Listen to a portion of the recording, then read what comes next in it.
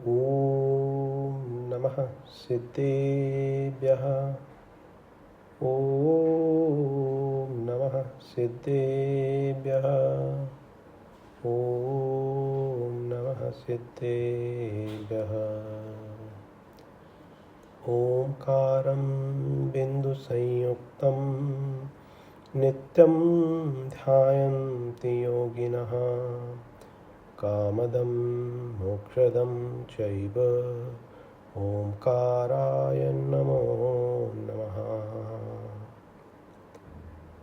मंगलं भगवान् वीरो मंगलं गौतमो गणिः मंगलं कुन्दकुन्दाद्यो जैनधर्मोऽस्तु मंगलम्। अज्ञानतिमिरान्धानां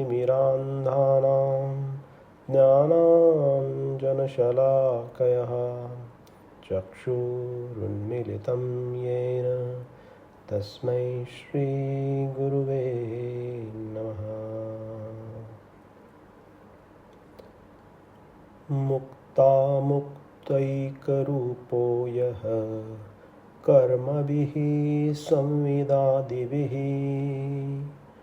अक्षयं परमात्मानं ज्ञानमूर्तिर्नमामि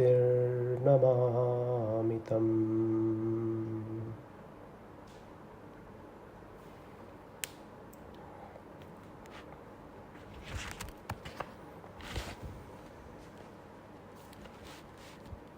We are doing the Swadhyaya of Sri Swarup Sambodhan Granth, written by Acharya Sri Akalanka Deva. And in our prior session, we didn't have the session last week, the week before last week, we had covered shlok number 4, right? And in shlok number 4, Acharya had revealed the description of the soul, the nature of the soul, as one that is same as the knowledge and one that is also different from the knowledge attribute of the soul from a certain perspective. तो इसी को क्या कहा था कि आत्मा ज्ञान कथंचित भिन्ना भिन्नम। कथंचित आत्मा ज्ञान रूप है और कथंचित आत्मा ज्ञान से भिन्न भी है। ऐसा प्ररूपण जो है वह चौथे नंबर के सूत्र के भीतर, श्लोक के भीतर आचार्य देव ने किया हुआ था। ज्ञानात् भिन्नो न चाभिन्नो भिन्ना भिन्नम कदाचन, है ना। इसका अपन स्वाध्याय करके आए हुए थे। अब इसी को ध्यान में रखते हुए अपन यहाँ पे श्लोक नंबर 5 का आज विषय लेंगे, है ना। और उस विषय के भीतर अब यहाँ द्रव्य की अपेक्षा से तथा ज्ञान की अपेक्षा से आत्मा का जो स्वरूप है वह स्वरूप यहाँ आचार्य देव प्रकट करने वाले हैं। तो देखो यहाँ पे जैसे पूर्व में बताया हुआ था, अनेकांतात्मक और स्याद्वाद दृष्टिकोण से जब हम आत्म तत्व के बारे में विचार करते हैं तो यहाँ पे जगत के भीतर जो भी आत्म तत्व में विश्वास करते हैं वे अपनी अपनी प्ररूपणाएं करते हैं। और यहाँ पे जैन दर्शन के अनुसार अनेकांतात्मक और स्याद्वाद दृष्टिकोण से आत्म तत्व कैसा है, इसका सारा विवेचन आचार्य देव यथार्थ रूप की धारणा के लिए कर रहे हैं। संक्षेप दृष्टिकोण से जगत में यही बताया जाता है कि आत्मा ज्ञाता दृष्टा है, और लोगों को सिर्फ इतना ही पता है कि आत्मा ज्ञाता दृष्टा है। लेकिन इसको छोड़ के जब हम थोड़ा डेप्थ में चले जाते हैं तो हमें पता चलता है कि यह तो मात्र संक्षेप कथन था, ज्ञाता दृष्टा। लेकिन इसके साथ में थोड़ा डेप्थ में चले गए तो फिर ऐसे ग्रंथ जैसे ये स्वरूप संबोधन है, तो स्वरूप संबोधन के माध्यम से हमें आत्मा की नई पहचान होने लगती है। जो अनेकांतात्मक और स्याद्वाद दृष्टिकोण से वस्तु स्वरूप का प्रकटीकरण जो यहाँ पे हुआ है उसको लेकर, है ना। तो इसी विषय को अपने ज्ञान में धारण करते हुए अपन क्या करेंगे, पांचवा जो सूत्र है या फिर श्लोक संख्या है उसको यहाँ पे अपन आज देखते हैं। आप सभी उसको देख ही रहे हैं और PDF कॉपी भी मैंने भेज दी थी, वैसे जो आपके पास होगी तो उसको आप देख सकते हैं। तो इसके भीतर अब कह रहे हैं आत्मा कैसी है, तो यहाँ पे देखो आत्मा का स्वरूप जो वापस कह रहे हैं वो कैसा है, तो कहते हैं प्रदेशत्व और सर्वगतत्व की अपेक्षा से आत्मा कैसी है, तो कहते हैं स्वदेह प्रमितश्चायम ज्ञानमात्रोऽपि सम्मतः तत्सर्वगतः सोऽपि विश्वव्यापी न सर्वथा। देखो सभी श्लोक सुंदर है, ये भी श्लोक बहुत सुंदर है। तो इसके अंदर में आचार्य देव अभी संसारी अवस्था के भीतर रहते हुए जो आत्मा है वह किस प्रकार का है, प्रदेश अपेक्षा से उसकी क्या अवधारणा है, इसको यहाँ प्रकाशित कर रहे हैं। तो कहते हैं स्वदेह प्रमितश्चायम, अयम यह आत्मा, यह जो आत्मा है वह आत्मा कैसी है, तो कहते हैं स्वदेह प्रमाण है, अर्थात the soul entity occupies the audaric sharir or the living body that we have right now, right? That is what is occupied by the soul. Meaning the soul is body sized. In the context of a sansari jiva, soul is always stated to be body sized, meaning swadeha pramana.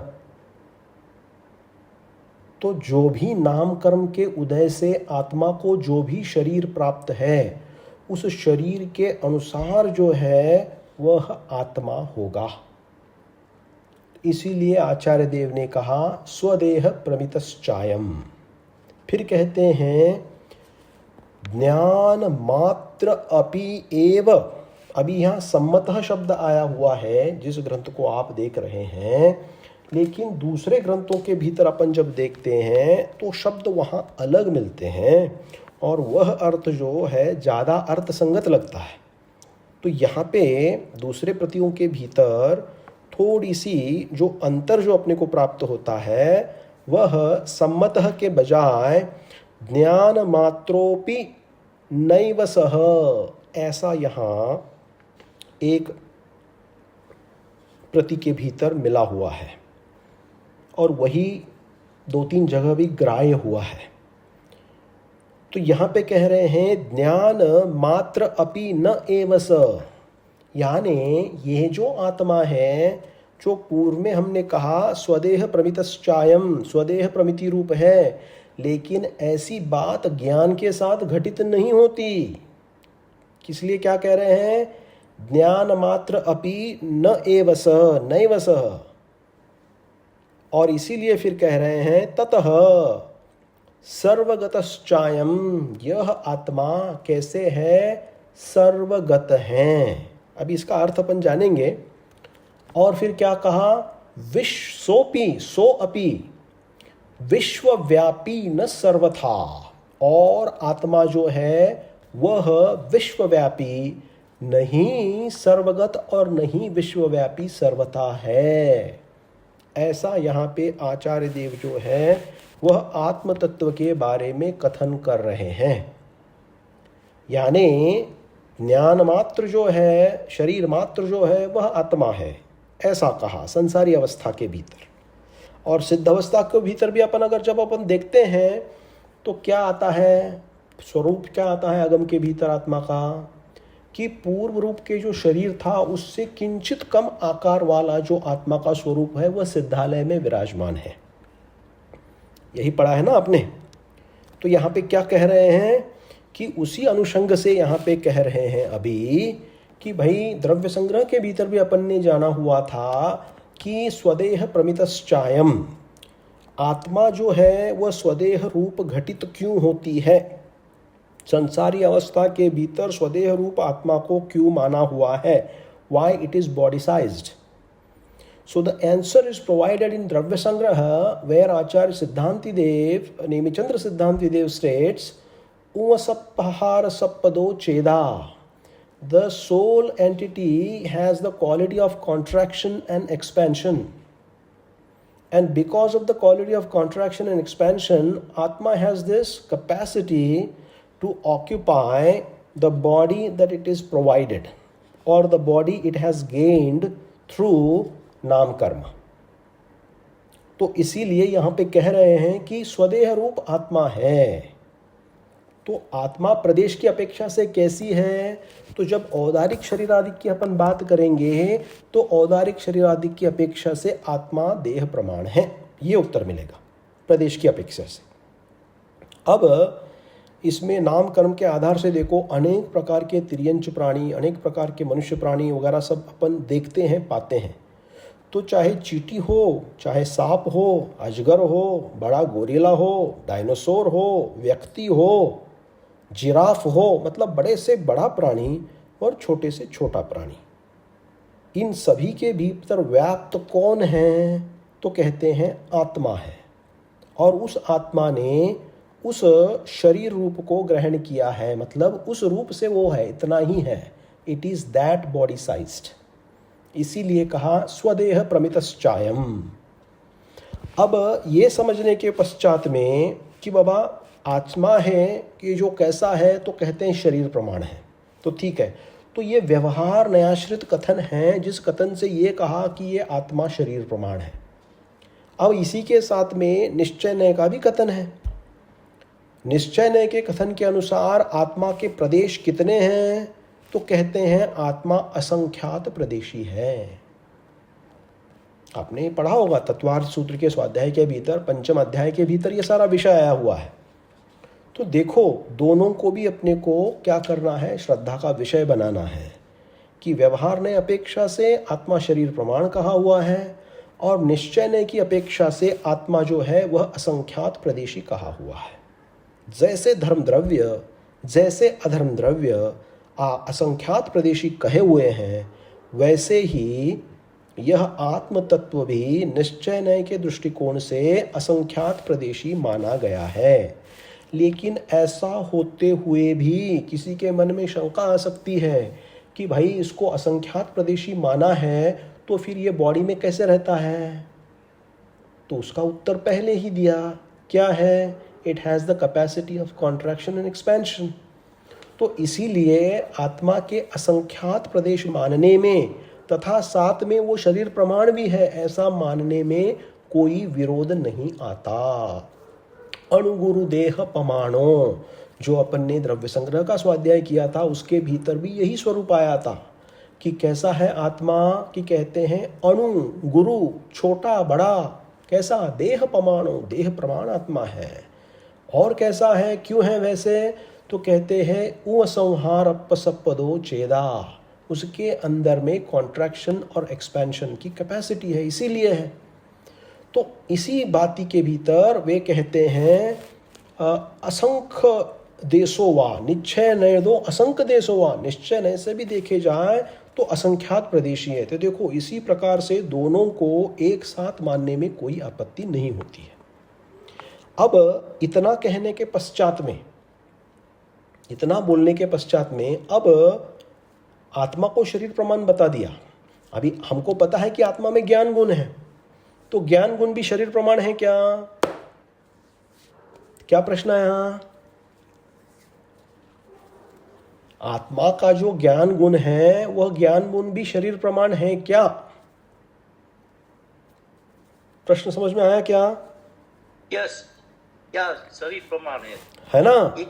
प्रदेश में आत्मा को शरीर प्रमाण प्रदेश की अपेक्षा से कहा है, लेकिन ज्ञान की अपेक्षा से आप ऐसा मानोगे क्या कि ज्ञान की अपेक्षा से भी वो शरीर प्रमाण ही है? तो यहाँ पे कह रहे हैं, क्योंकि देखो हम अभी औदारिक शरीर में, इस शरीर में बैठे हुए हैं. अगर आपने ऐसा मान लिया कि ज्ञान भी शरीर प्रमाण है, तो जिस व्यक्ति की कद 4 फुट 5 इंच है, 4.5 फुट है, 5 इंच है, और फिर जो 6 फुट है, आपको ये मानना पड़ेगा कि 6 फुट का व्यक्ति जो है वो बड़ा ज्ञानी है 5 फुट के कंपैरिजन में। समझा आप मैं क्या बोल रहा हूं?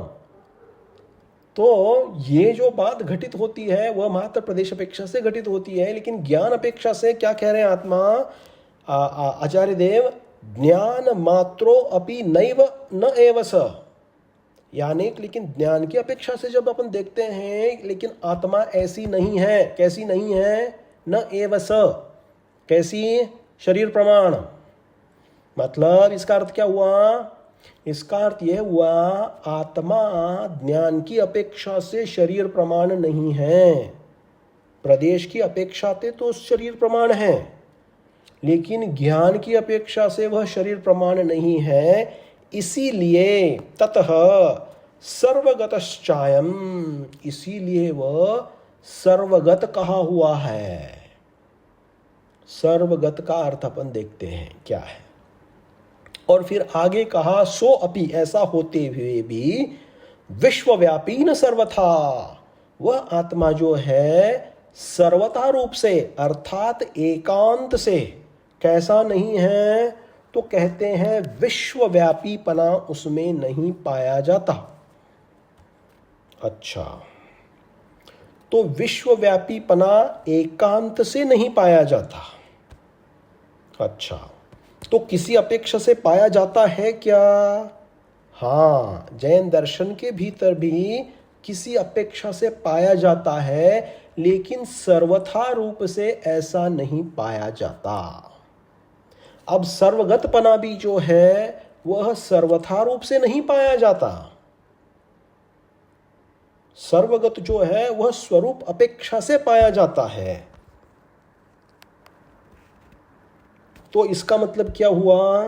तो इसका मतलब यह हुआ जब आत्मा के सारे ज्ञान के आवरण जब नष्ट हो चुके हैं, है ना, तो तब यहां पे कहते हैं तत्सर्वगतः, तब वह आत्मा सर्वगत प्रमाण है।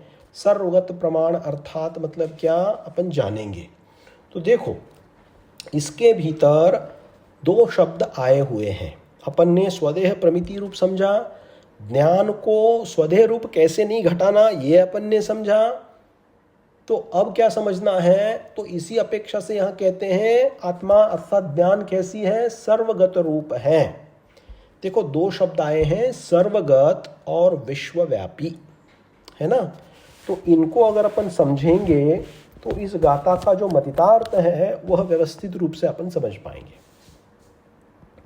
तो यहाँ पे सर्वगत का अर्थ क्या कहा हुआ है? यानी सभी विषयों को जो जानने वाला है वह सर्वगत है।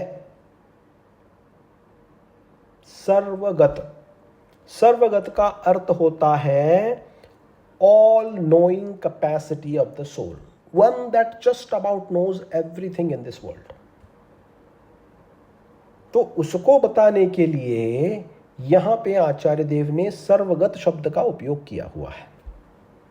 अब यही सर्वगत शब्द प्रवचन सार ग्रंथ के भीतर आचार्य कुंद देव ने ज्ञान तत्व प्रज्ञापन, जो पहला अध्याय है प्रवचन सार जी का, उसके भीतर भी इसी शब्द का उपयोग किया हुआ है। क्योंकि आत्मा का ज्ञान, आत्मा और ज्ञान इन दोनों के बीच में तादात्म्य संबंध को बता रहे हैं ज्ञान तत्व प्रज्ञापन में।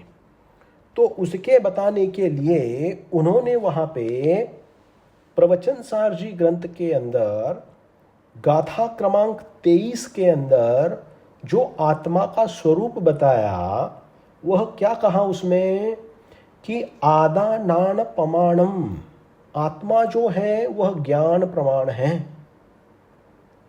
तो फिर ज्ञान कितना है? तो कहते हैं नानम नेय प्रमाणम, ज्ञान जो है वो ज्ञेय प्रमाण है। अच्छा, ज्ञान देय प्रमाण है मतलब कितना है? तो इसका अर्थ क्या हुआ कि भाई ज्ञेय कितना है? ज्ञेय का अर्थ क्या है? जो जानने योग्य वस्तु है उसको कहते हैं ज्ञेय। तो ज्ञेय कितना है?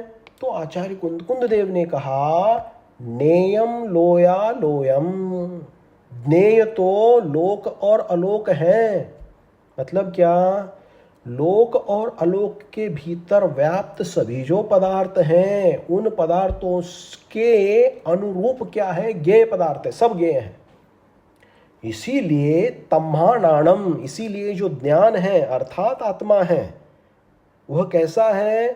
तू सव्वगयम, सव्वगयम अर्थात सर्वगत। यानी वहां पे कह रहे हैं कि आत्मा कैसी है? सर्वगत है। लेकिन यहां कह रहे हैं न सर्वथा, विश्वव्यापी न सर्वथा, सर्वगत न सर्वथा। तो देखो क्या कह रहे हैं, दोनों भी घटित होते हैं, लेकिन सर्वथा अर्थात एकांत रूप से घटित नहीं होते हैं। इसको अपने को समझना है, क्योंकि अन्य मतों के भीतर, अन्य संप्रदायों के भीतर आत्मा का सद्भाव मानते हुए भी सांख्य मत के अंदर, वैशेषिक मत के अंदर आत्मा को विश्वव्यापी प्रस्तुत किया है सर्वथा रूप से। तो ये जो मान्यता है, यह जैन सिद्धांतियों को स्वीकारनीय नहीं है सर्वथा की अपेक्षा, अर्थात एकांत की अपेक्षा। क्योंकि वहां विश्वव्यापी कना कैसे बताया है? तो आपने अगर गीता जी को पढ़ा है, गीता के भीतर जब अर्जुन को उपदेश मिलता है, कृष्ण जी के द्वारा अर्जुन को उपदेश मिलता है, जिसके भीतर कृष्ण जी अर्जुन को कहते हैं कि यत्र तत्र हर पदार्थों में मैं ही व्याप्त हूं। क्या कहा? यत्र तत्र हर पदार्थों में, सबके भीतर मैं ही व्याप्त हूं, मेरे सिवाय इस धरती में और अन्यत्र कुछ भी नहीं है। तो इसीलिए एक मान्यता क्या है? कहते हैं कण कण में भगवान है। आपने सुना है ना, ये कण कण में भगवान है। तो इससे विश्वव्यापीपना प्रकट होता है। जैसे वापस गीता का संदर्भ लेते हुए जब विश्वव्यापीपना उनको बताना है कि मैं कहां कहां हूं, तो वे क्या कहते हैं? मैं घोड़ों में उच्चैश्रवा हूं, मैं धनुर्धारी में अर्जुन हूं, मैं ऋषियों में कपिल हूं, तथा हाथियों में मैं ऐरावत हूं। ऐसे अनेक प्रकार के उदाहरण वहां पे प्रस्तुत किए हुए हैं। तो इससे वे आत्मा को विश्वव्यापी रूप, परमात्मा का विश्वव्यापी रूप वहां प्रकट किया हुआ है। तो देखो, ये जो वस्तु की अवधारणा है वह जैन सिद्धांत के लिए इस अपेक्षा से मान्य नहीं है ना। तो इसीलिए यहां आचार्य देव ने कहा विश्वव्यापी न सर्वथा। यह आत्मस्वरूप जो है वो इस जाति का विश्वव्यापीपना उसमें घटित नहीं होता। तो हमने क्या जाना? सर्वगत यानी all pervading, all knowing capacity. विश्वव्यापीपना क्या होता है? All pervading capacity. You pervade just about every corner of the world. That is why if your pervasion is omnipresent and omnipotent, then it is called, it is विश्वव्यापी। तो ऐसी जो व्यवस्था है वह अपने में सर्वथा रूप से मान्य नहीं है। तो किस अपेक्षा से मान्य है? तो देखो, किस अपेक्षा से मान्य है उसके अंदर कहते हैं तत्सर्वगतः। यानी ये जो आत्मा है वह प्रवचनसार जी के अनुसार तम्हानाणम तु सव्वगयम, ज्ञान तो सर्वगत रूप से है, अर्थात the knowledge is has the all knowing capacity. तो इसके दो अर्थ निकलते हैं। स्वरूप अपेक्षा से विचारते जब हैं हम, ज्ञान का स्वरूप जो है वह स्वरूप सर्वगत रूप से है, ओके। और पर्याय दृष्टिकोण से जब शुद्धत्व की बात करते हैं, यानी जिनको आत्म स्वभाव अपना प्रकट हो चुका है, ऐसे अरिहंत प्रभु और सिद्ध प्रभु, उनका ज्ञान पर्याय रूप से सर्वगत है। ऐसे यहां दो अर्थ प्रतीत होते हैं अपने दर्शन के भीतर। इसीलिए इस अपेक्षा से जैन दर्शन के भीतर आत्मा को सर्वगत स्वीकार किया है, और स्वरूप अपेक्षा से आचार्य कुंद देव कहते हैं नाणम तु सव्वगयम, ज्ञान जो है वह सर्वगत है, अर्थात आत्मा जो है वह स्वरूप अपेक्षा से सर्वगत है। अर्थात कैसा है? It has the all knowing capacity to know everything that is happening in this universe and beyond. अच्छा, और ऐसा जो प्ररूपण है और कहीं मिलता है क्या? तो और भी ग्रंथों के भीतर, अपने दर्शनों के भीतर मिलता है। अगर अपन इसका देखें, इष्टोपदेशी ग्रंथ देखें, इष्टोपदेशी ग्रंथ के भीतर जब शिष्य पूछता है कि हे भगवान, आत्मा का स्वरूप क्या है, तो वहां पे भी कह दिया स्व संवेदन सुव्यक्त तनुमात्रो निरत्ययः अत्यंत सौख्यवान आत्मा लोकालोक विलोकनः। 21 नंबर का श्लोक है इष्टोपदेश जी का। तो बाकी के विशेषणों के ऊपर अपन नहीं जाएंगे, एक विशेषण को पकड़ेंगे। क्या? लोकालोक विलोकनः, लोक और अलोक को जानने की जो शक्ति है वह शक्ति आत्मा में है, और ऐसा आत्मा का स्वरूप है, ऐसा पूज्यपाद आचार्य देव कह रहे हैं। मतलब वे भी वही कह रहे हैं जो प्रवचन सार जी के भीतर कहा है। क्या? कि आत्मा सर्वगत है।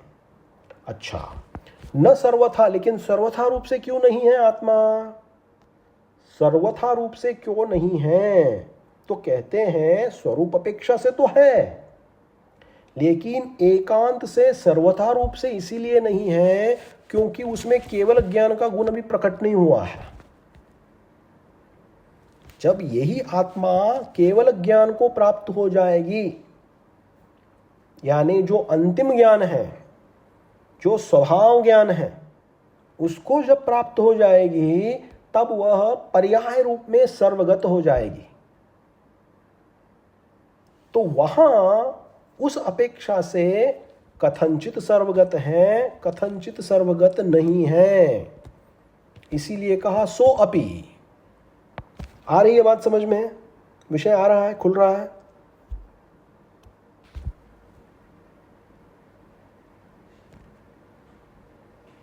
ठीक है, आई थिंक सो। ओके। तो इस प्रकार से आत्मा का सर्वगत प्रना जहां प्रकट किया, और किस अपेक्षा से कहा? अब कहते हैं विश्वव्यापी न सर्वथा। जिस अपेक्षा से अन्य धर्मों के भीतर आत्मा को एकांत रूप से विश्वव्यापी प्रकट किया हुआ है, उस जाति का विश्वव्यापीपना अपने यहां प्राप्त नहीं होता। अब यहां पे भी विश्वव्यापीपना दो प्रकार से जैन दर्शन के भीतर किसी अपेक्षा से स्वीकार है। ध्यान से सुनना इसको। अभी प्रवचन सार जी ग्रंथ के भीतर आचार्य देव ने जहां पे सौवगतम शब्द का उपयोग किया, वहीं पे और एक गाथा के भीतर उन्होंने जो एक शब्द का उपयोग किया है, उसके भीतर वे कहते हैं कि आत्मा का जो ज्ञान है वह ज्ञान कैसा है? तो कहते हैं विश्वव्यापी है, विश्व को व्यापने वाला ज्ञान है। मतलब ऐसा कोई वस्तु, ऐसी कोई स्वरूप, ऐसी कोई चीज नहीं है जो आत्मा का विषय ना बने। तो देखो, सर्वगतपना और विश्वव्यापीपना ज्ञान की अपेक्षा से सिद्ध हुआ है, और जो ज्ञेय हैं अर्थात ज्ञान के विषय बनने वाले, प्रमिति के विषय बनने वाले जो ज्ञेय वस्तु हैं, वह ज्ञेय वस्तु में ज्ञान को व्याप्त होकर रहना नहीं पड़ता है। ये इसकी सबसे बड़ी कमाल की चीज है। वह केवल ज्ञान रूपी दर्पण में अपने आप झलकते हैं। वस्तु स्वरूप की जो व्यवस्था है, वो व्यवस्था दर्पणवत अपने आप ज्ञान में आ जाती है, और इसके कारण से ज्ञान कहते हैं सभी लोक अलोक के भीतर व्याप्त है। तो इस अपेक्षा से विश्वव्यापी है। अच्छा, एक तो ये अपेक्षा हुई। दूसरी अपेक्षा क्या है? तो दूसरी अपेक्षा प्रदेश की अपेक्षा से है। अब एक ज्ञान की अपेक्षा से हमने समझाया, हमने ज्ञान की अपेक्षा से इसको जाना, है ना। अब ये जो विश्वव्यापीपना है, यह विश्वव्यापीपना प्रदेश की अपेक्षा से जानते हैं। तो प्रदेश की अपेक्षा से जैन धर्म के भीतर विश्वव्यापीपना घटित होता है क्या? तो देखो, अन्य मतियों के भीतर जैसा विश्वव्यापीपना बताया है कि मैं कण कण में हूं, वैसा विश्वव्यापीपना अपने में एकांत रूप से घटित नहीं होता, किसी भी अपेक्षा से घटित नहीं होता। लेकिन प्रदेश अपेक्षा से एक व्यवस्था ऐसी है, उस अवस्था के भीतर विश्वव्यापीपना प्रदेश की अपेक्षा से घटित होता है। तो वो कब होता है? तो कहते हैं समुद्घात नाम की अवस्था के भीतर आत्मा का विश्वव्यापीपना प्रदेश अपेक्षा से प्रकट होता है। अच्छा, इसका मतलब क्या? इसका मतलब यह है, समुद्घात क्या है भाई? पहले तो अपन समझते हैं कि समुद्घात किसे कहते हैं। समुद्घात अपने आप में एक विषय है, वो अपन इसको ज़्यादा यहाँ लेंगे नहीं, बट इतना ही समझेंगे ये कारिका को समझने के लिए कि समुद्घात की अवस्था के भीतर आत्मा के प्रदेश विश्वव्यापी बन जाते हैं। तो उसको समझने के लिए अपने को समुद्घात समझना पड़ेगा। आपने ये शब्द सुना होगा, पूर्व में पढ़ा भी होगा। तो देखो, गोमटसार जीवकांड ग्रंथ के भीतर इसकी व्याख्या आई हुई है। किसकी? समुद्घात की, है ना। तो वहां पे समुद्घात क्या है ऐसा जब पूछा गया तो उत्तर आया, जब आत्म तत्व अर्थात आत्मा अपने मूल शरीर को न छोड़ते हुए जो उसके आत्मा के प्रदेश हैं वह देह से निकलकर गमन करते हैं, और केवली समुद्घात जब करते हैं तब वह आत्मा लोक प्रमाण बन जाती है। लोक पूर्ण कहते हैं उसको।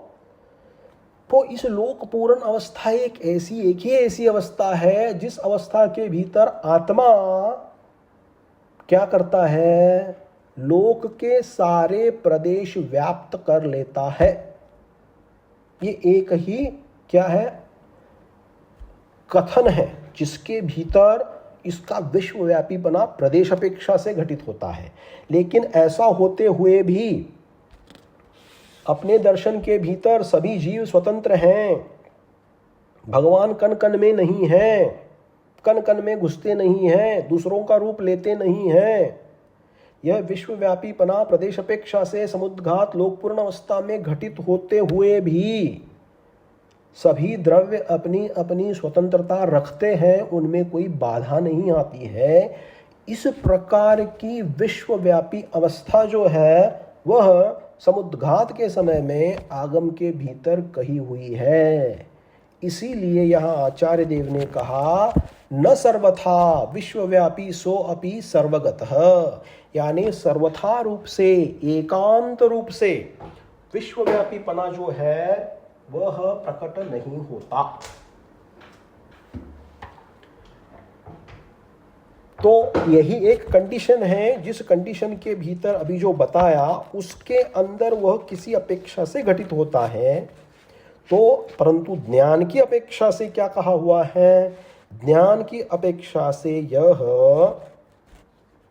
सर्वगतपना और सर्व विश्वव्यापीपना ज्ञान से घटित होता है, ऐसा अपने को जानना चाहिए, है ना। तो अभी देखो, इसको यहाँ प्रवचन सार जी के भीतर आचार्य देव ने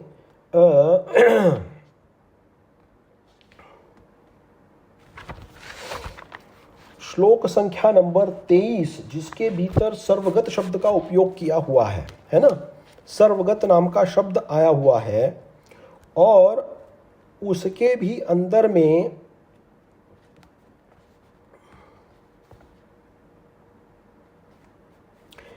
सर्वव्यापक नाम का और एक शब्द आया है। सर्वगत एक आया है और सर्वव्यापकपना आया हुआ है। प्रवचन सार जी ग्रंथ 26 क्रमांक का सूत्र है, श्लोक संख्या है, यानी गाथा संख्या है।